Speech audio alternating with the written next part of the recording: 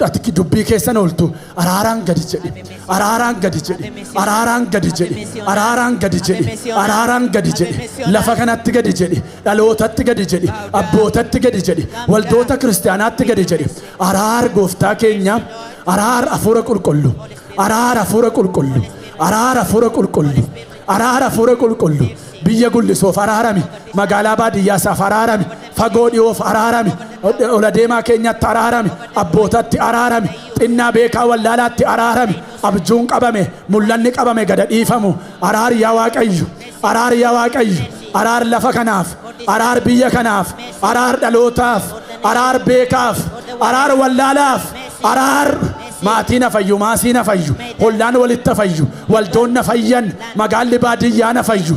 Yaa Waaqayyo maatiin afayyu, dhaloonni afayyu, dhaloonni diinummaadhaan wal eeggatu afayyu. Araar, araar. Qilleensa araaraa biyya kana keessa kutee darbu, garaa abbootaa geeddaru, garaa dargaggootaa geeddaru, garaa harmootaa geeddaru, garaa daa'imootaa geeddaru, garaa xinnaa guddaa geeddaru. Araar gooftaa, araar mootii Israa'el, araar mootii Israa'el. Araaraan gara keenyatti deebii, gara biyya kanaatti deebii, gara lafa kanaatti deebii. Mul'anna deebi'u, abjuuna deebi'u, mul'anni kadhannaa deebi'u, jaalalla deebi'u, tokkummaan deebi'u. Araar.